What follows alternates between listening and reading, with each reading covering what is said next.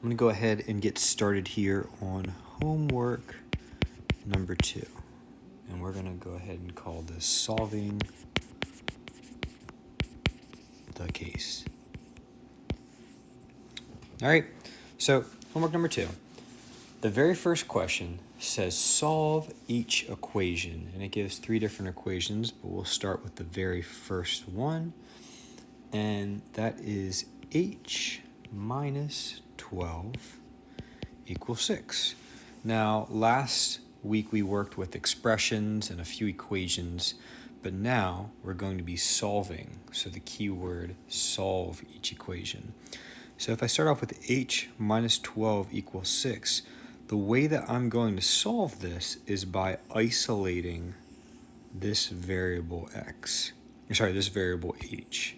And I want to get it by itself. So it's the only thing on this side to the left of the equal sign. So if I want to isolate h here, I need to get minus 12 over to the other side. So imagine that's a negative 12. The way I would get rid of it in a way to make it 0 is to add 12 to it. And if I add 12 to one side, I also have to add 12 to the other side of the equation. I can't just do it on one side.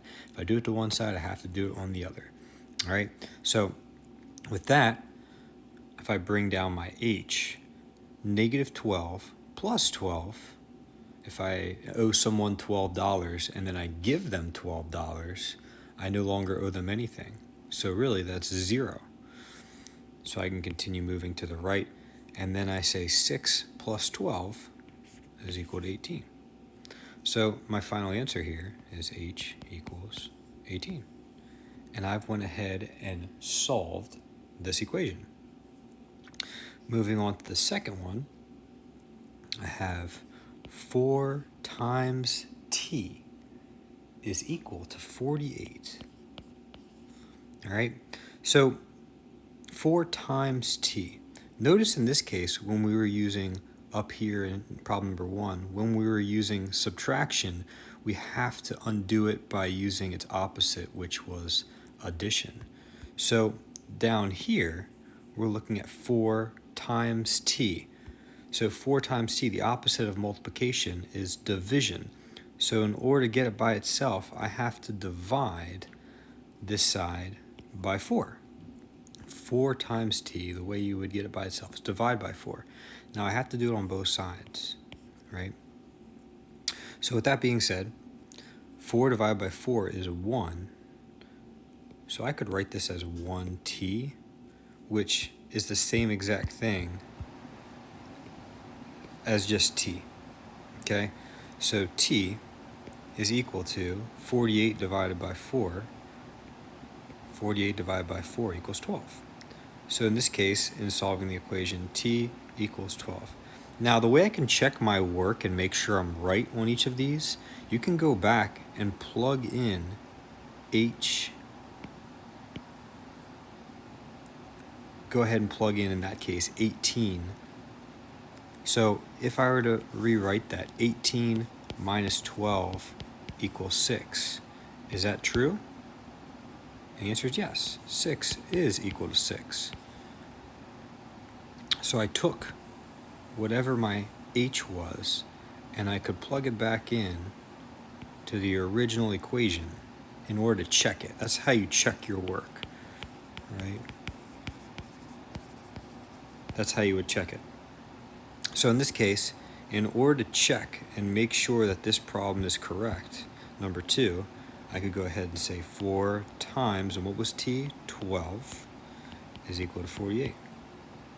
And 4 times 12 is equal to 48. Is 48 equal to 48? Yes. So my answer number 1 is still h equals 18. Answer number 2 is still t equals 12. Moving on to the next one, number 3. Number 3 is 22 plus r is equal to 36. Okay? So remember, just like in the very first problem, number 1, we subtracted and the opposite was adding. So in this case, we have addition, the addition symbol, and we want to subtract here. So we have a positive 22 on this side. In order to get 22 to the other side, I have to subtract 22. And I have to do it to both sides. Remember, the whole point of this is to isolate r by itself in the very end. So I've subtracted 22 from each side. I should get r is equal to 14. Okay? Now let's say you're not sure if you got the right answer. We can go ahead and check your work. So I can say 22 plus, and notice I like to put whatever I'm substituting in inside parentheses. So this 14 right here, I went ahead and put inside parentheses. Just, that's how whenever you're substituting in a number, it's always best to put it inside parentheses. So even up here in number 1, I could have put it inside parentheses up there. In this case, it doesn't really matter. So if I were to check 22 plus 14, what is 22 plus 14? Well, it's 36. Is 36 equal to 36? Yes. So I know that, whoops, it started erasing on me. I know that h is equal to 18, t is equal to 12, and r is equal to 14. Okay? So I went ahead and solved the first three. I'm going to go ahead here and switch to another layer. All right. And let's go ahead here and start number 4. Number 4 says solve each equation and check your work. All right, so I have 4, 5, 6, and 7 that are kind of set up the same but a little bit different, and we'll talk about each. So number 4 says 7w plus 2 is equal to 3w plus 94. All right, so now I have a variable on this side of the equation, on the left side, and on the right side, okay? These are called like terms. Remember last week we talked about like terms? We were just combining like terms in expressions last week. Now we're actually dealing with like terms in equations. The same way, 2 and 94 are like terms. They look alike, right? In this case, with 7w and 3w, they both end in a w. 2 and 94 both don't have a variable attached. Okay, so when you're looking at this problem, you want to get eventually your goal. So what's your goal? So your goal is to isolate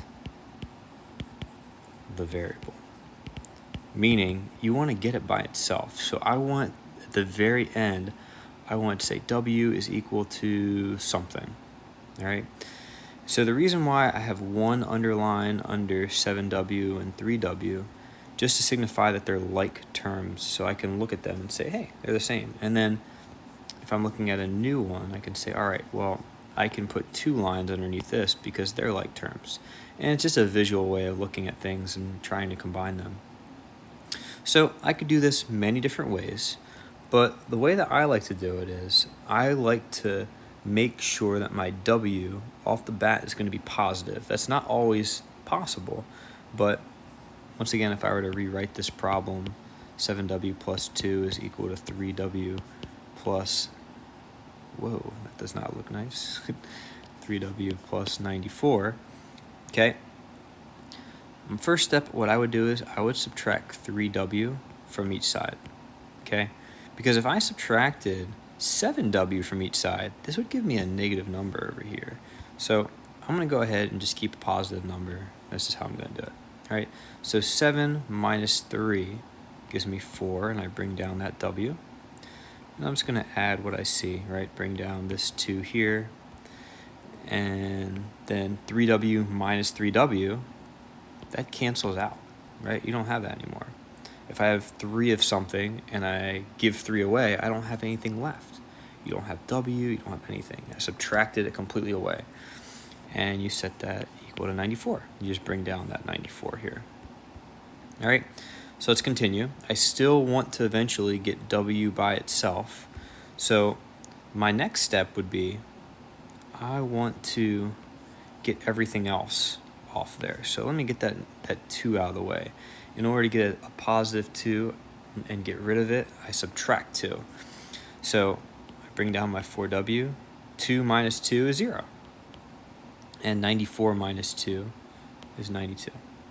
So now I have 4 times w equals 92. So I'm thinking about this 4 times. So the opposite of multiplication is division. So I'm going to divide each side by 4. And then I'm going to say w is equal to 92 divided by 4. And if you divide 92 by 4, you would get 23. Okay? And you could work that out, right? You could do something like this, or you could use a calculator, up to you. I could say, all right, let's say it. Subtract here, 12. Oh yeah, that goes in 3 times. Right? I could do that, or I could put in a calculator. It's up to you. All right? So w is equal to 23. Now, remember, I can always check my work if I really want to. All right, so I could go back and plug it in and say, whatever w is equal to here, I would substitute it in for here, and also to there. And I could test it out and make sure it worked if I really wanted to. Okay? But for right now, I'm not going to. I'm just going to assume that's the correct answer. All right? Number 5. So number 5 says 43 minus 3d is equal to d plus 9. All right, so once again, this like negative 3d minus 3d, the way I would get rid of it is by adding 3d on each side. And like I said, I like to keep whatever numbers with the variable, I like to keep that positive. So everyone can solve their own way if they really want to. But I'm going to say 43 is equal to, remember, 1d plus 4d, or plus 3d is equal to 4d. So it's equal to 4d plus 9. All right? And I still want to get d by itself here. Remember, in the very end, it's going to be d is equal to something. So I'm going to go ahead and get rid of this 9, subtract 9 from each side, right? And that will give me, let's do, if you look here, I'm going to bring down 4d. And if you are ever stuck and you're looking at a number and you're like, I don't know what 43 minus 9 is, you can do the math, the math the way you learned, right? Where you have, whoa, that erased a big chunk. I don't want that. You could just say, okay, well, I'll borrow here, and I'll bring down 1. 13 minus 9 is 4, and so 43 minus 9 is 34. Rather than always use your calculator, yeah, you can use it. I'll allow you to use it in this class, but at the same time, I want to make sure that you're working through these problems. All right? Now, once you get here, you would go ahead and divide each side by 4, okay? And you would get d is equal to 34 divided by 4 gives me 8.5. So you can always flip this, and you can say d is equal to 8.5. Okay? So that would be my answer. If I were to plug it back in, I could check it. I could check for d up in the original problem up here, and d for there. But I'm going to leave it as is, and I'm going to move on to the next problem. All right, so next problem is 5, I guess that's number 6, but it says 5y plus 1.8 is equal to 4y minus 3.2. Now you may look at this and just think, oh my gosh, now I'm dealing with decimal numbers. This one is not that difficult. Even though it's decimals, you're going to be adding very easily, and you're going to get a whole number pretty quickly here. So what I'm going to do is, I see this negative 3.2, and that's just where I would want to start. That's just me. But, no, actually, I guess I can start here. I'll say minus 4y. I'll subtract 4y from each side. You could start wherever you wanted. You could have added 3.2 first. You could have done that, but I'm going to do it this way.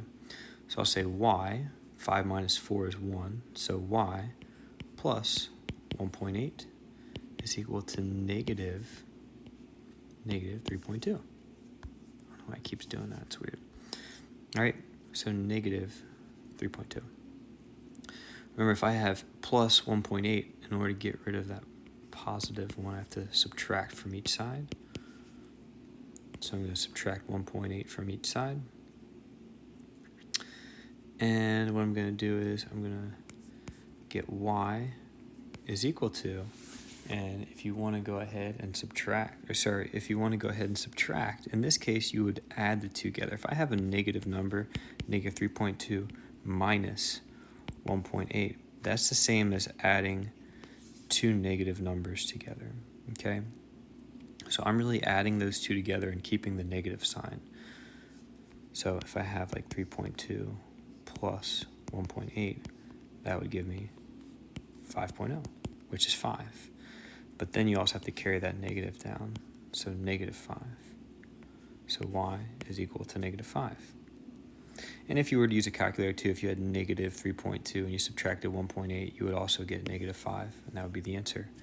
But I'm sure this is going to be the case. A lot of times we forget a little bit of our algebra that we learned 2 years ago, and we start adding and subtracting negative numbers. You have to realize that if you have a negative number and you subtract a number from it, it continues to get more negative, right? So a negative number and you subtract a number from it, that's the same as adding a negative. So you're eventually going to get negative 5. All right, number 7. We're actually going to use the distributive property in this problem, which you'll see in a second. We'll say 2 times the quantity of x plus 4. And I say the quantity of whenever anything is inside parentheses. You may hear me say the quantity of. So 2 times the quantity of x plus 4 is equal to 8. So the way I would solve this, I would use the distributive property. And I'd say 2 times x gives me 2, and 2 times 4 gives me 8. And then I'm going to go ahead and set it equal to 8. Now I want to get x eventually by itself here, so what I'm going to do is I'm going to subtract 8 from each side, and I get 2x is equal to 0. And then I'm going to divide each side by 2, and 0 divided by 2 gives me 0. And I'll go ahead and check this one because it's going to be an easy one to check. But if I put 0 in right here for x, right, if I'm checking it, and I check it over here and I say 2 times the quantity of 0 plus 4 is equal to 8. If I do what's inside parentheses first, 0 plus 4 is 4 times 2 is equal to 8. Is 8 equal to 8? Yes. So I checked it and did it right. Okay? So in this case, number 7, x is equal to 0. Number 8. Over halfway. It says the length of a rectangle. So some of you, when you were in class last week, you said, Mr. Danza, how am I supposed to show my work on a word problem? Well, draw things as you hear it being said in the word problem. So the length of a rectangle. So, okay, we know we're dealing with a rectangle. So let me draw a rectangle. It's not a perfect rectangle, but oh well. This is the length. The length is always like the long side, right? The long side of a rectangle. So it says the length of a rectangle is 3 centimeters greater than its width. So if I have the width here, it's 3 centimeters greater than the width. That would make sense because if the width is 2 and the length is whatever the width is plus 3, it would be 5. That would make perfect sense. So the length of a rectangle is 3 centimeters greater than its width. This perimeter, if I were to walk all the way around. Like, let's say I start here at this dot and I just walk all the way around it, right? That's going to be equal to 24. All right, so if I were to add up the length plus the width plus the length plus the width, that should give me 24. So the way I can write that, okay, I can rewrite this as W plus 3 and W.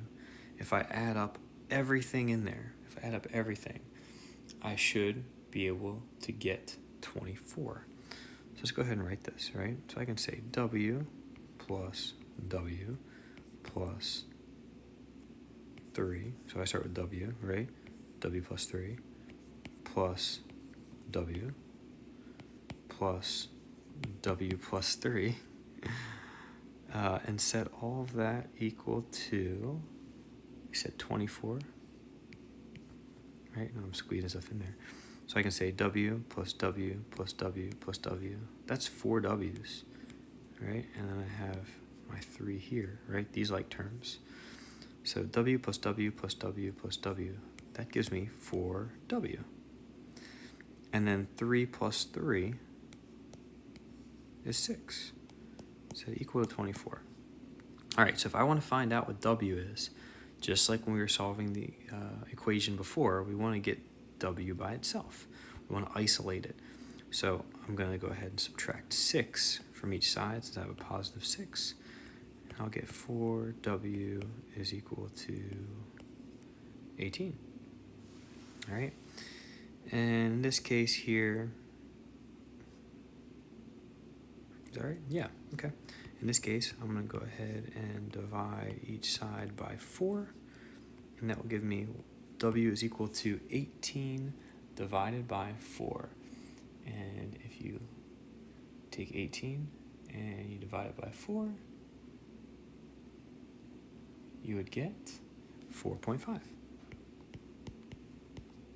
right? If you ever want to check that, you could plug it back in at the top and try redoing it. And say, all right, well, that did one big eraser. Try plugging it in here and here, as well as here and here. Okay, so my answer, once again, is W is equal to 4.5. All right, next one.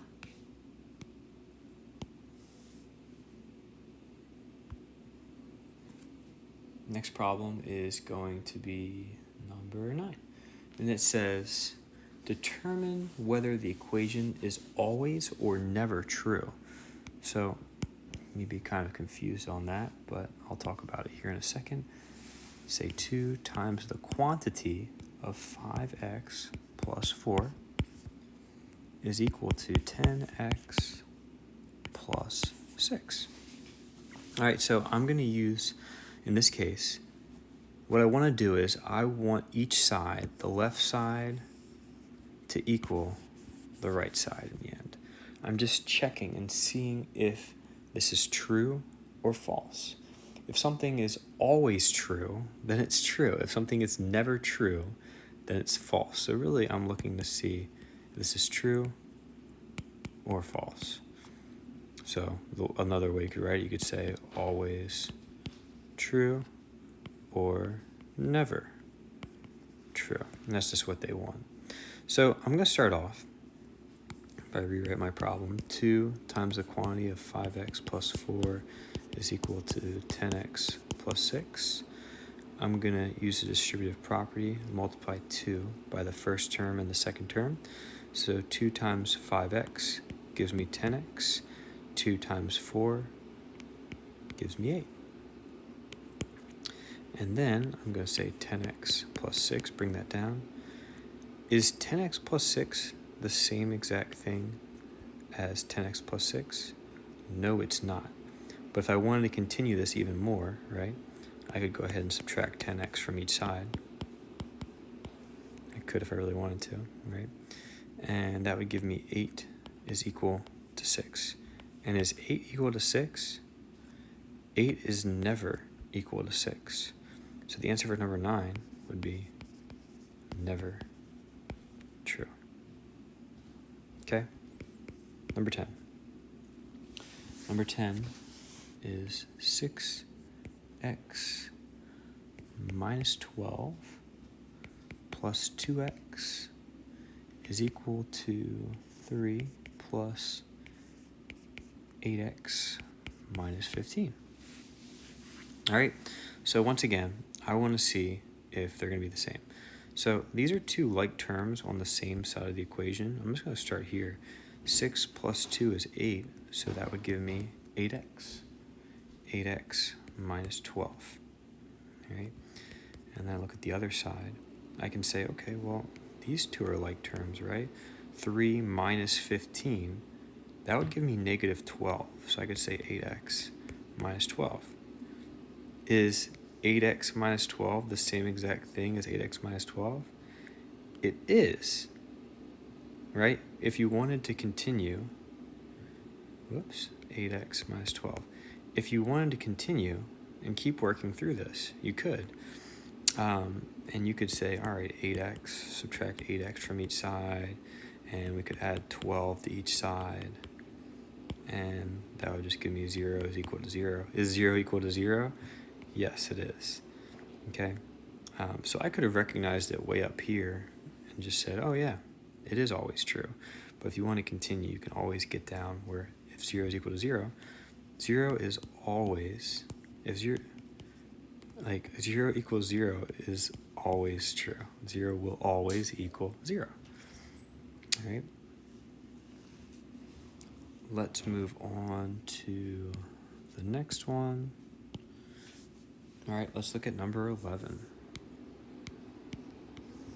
Okay, so number 11 says A is equal to 1/2 the base times the height. And it's saying solve for each formula for the indicated variable. So you're going to solve for h. You want to get h by itself. So in this case, right, this is the area of a triangle. Area is equal to 1/2 base times height. So what I can do here is it's equal to 1/2 base times height. If I wanted to take this side and multiply it by 2, that would go ahead and allow me to get rid of this that's in front of the b, the 1/2. Because if you multiply 1/2 times 2/1, that's the same thing as 1. Okay, so I'm going to multiply each side by 2. And by doing that, I get 2a is equal to the base times the height. All right, remember we're solving for h. We want to get h by itself in the end. So I'm going to go ahead and I'm going to divide by b on each side. And that would give me 2a divided by b is equal to h. And I could rewrite it as h is equal to 2a over b. Now remember, from the beginning, we said we wanted to solve for h. We want to get h by itself. So we slowly eliminated the 1/2 here, right? And then we also eliminated the b here to finally get h by itself in the end. So h is equal to 2a divided by b. Let me go ahead and do number 12 right here. Number 12 is v is equal to the length times the width times the height. And I'm solving for h in this case. Okay, so very similar to the last one, we want to get h by itself. So this is a simple solution. I'm going to go ahead here and divide this side by LW, and divide this side by LW. And that will give me h by itself. So I could say V over LW is equal to h. And I could rewrite it and flip it around the other side and say h is equal to V over LW. All right, that would be my answer. Let's go ahead and move on to the next problem. All right, so let's do number 13. All right, number 13. It says ax plus bx is equal to c. And I'm going to solve for x, meaning I want to get x by itself in the end. Now check this out. This one might be the most confusing one, but I'll go ahead and explain it. Remember when we had the distributive property, we were working with it, and I said like 2 times the quantity of x plus 3, and I went ahead and distributed it this way, right? And I wrote it out like that. Well, we can also work backwards and try and pull out something that's the same in 2 terms. And in this case, this x is the same and this x is the same. So if I were to write and pull out that x, I can pull that x out due to the distributive property and say x times the quantity of a plus b equals c. Now you might think, Mr. Danza, how did you just do that? Well, if I were to multiply these back out, right, and say x times a gives me, you can either write ax or xa, and then b times x is equal to c, and now you're right back to where you started, right? So it's just another way of writing it, right? So if I go ahead and say, since I have this x in both of these terms, I can pull it out and just say x times the quantity of a plus b. And it works just the same. Now that I have x by itself, I can divide each side by a plus b. And that gives me x is equal to c divided by a plus b. Okay, that one might take a minute to wrap your head around it, but we have 2 more problems. Okay, it says solve each equation. So this one says 12 minus 3 times the quantity of 2w plus 1, and set that equal to 7w minus 3 times the quantity of 7 plus w. All right, it's a little bit of a longer problem. And we're going to look at this, and we're going to work through it. So the first thing that I'd like to identify is, with this negative 3 outside of this quantity, 2w plus 1, I'm going to have to distribute that negative, this negative 3, I'm going to have to distribute that to the first term and the second term. Same thing goes for here. That negative 3 out in front needs to be distributed here and here. So I'll go ahead and rewrite this. I'll say 12 negative 3 times 2w. Okay, that would give me negative 3 times 2 is 6w. And then negative 3 times 1 gives me negative 3. All right, I'll bring down my 7w. And then I'm going to distribute this negative 3 right here, multiply it by 7, which gives me negative 21. And then I'm going to take this negative 3 and multiply it by the w, and that will give me negative 3. Okay, so now I've got this far, I can go ahead and combine these like terms here. And I'm going to say 12 minus 3. 12 minus 3 gives me 9. Okay, and then I'm going to bring down the 6w. And on this side, I can combine these like terms. 7w minus 3w would give me 4w. And bring down minus 21. Let's bring that down. And let's do this. I'm going to add 6w to both sides because I have that negative sign out in front there. And I'm bringing down my 9, 6, negative 6w plus 6w equals 0. So 9 is equal to 6 plus 4 is 10w minus 21. So now I want to add 21 to each side because my eventual goal is to get w by itself. And I'll say 30 is equal to 10w. And 10 times w, the opposite of multiplication is division, so I'm going to divide each side by 10, and I get 3 is equal to w, and I can also write it as w is equal to 3. Okay? Remember, you can always check your work and make sure it's right. The very last problem here number 15, it says find 4 consecutive odd integers with a sum of 184. And this is going to require some guess and check, right? Just to be blunt. So 4 consecutive odd integers with a sum of 184. So you want x. I guess I'll write out letters here. I know A plus B plus C plus D. 4 numbers are going to be added together to give me 184. Now we know something about each one of these numbers, right?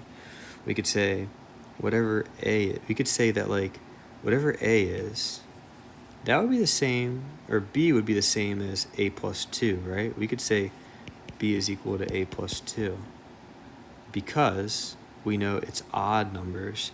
So if I said find 4 consecutive odd integers, that would be something like 13, 15, 17, 19.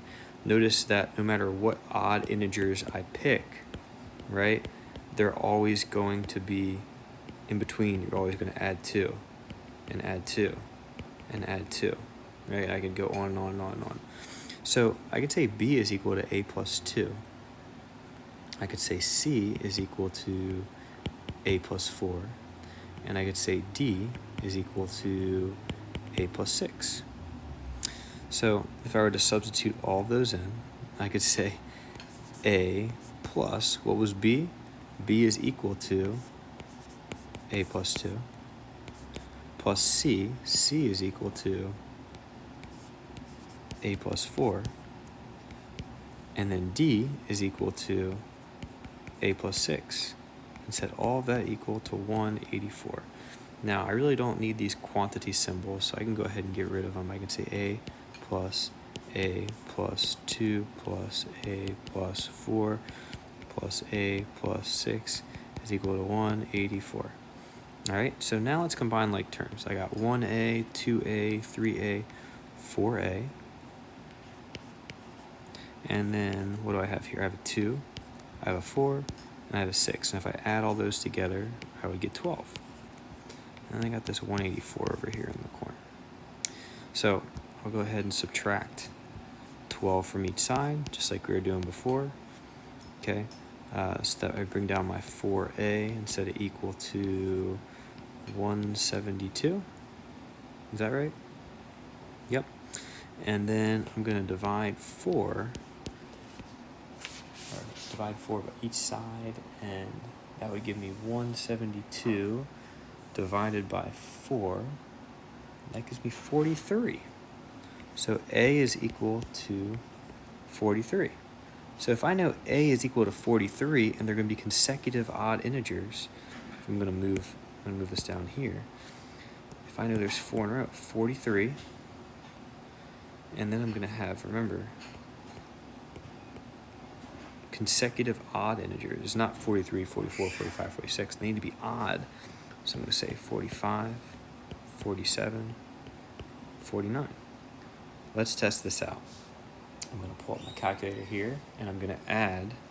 I'm going to say 43 plus 45 plus 47 plus 49 should equal 184. Let's test it out. So 43, I'm going to add 45, I'm going to add 47, I'm going to add 49, moment of truth, equals 184. Okay, so 184 is equal to 184. So that's right, I went and checked my work. So if you're adding together 4 consecutive odd integers,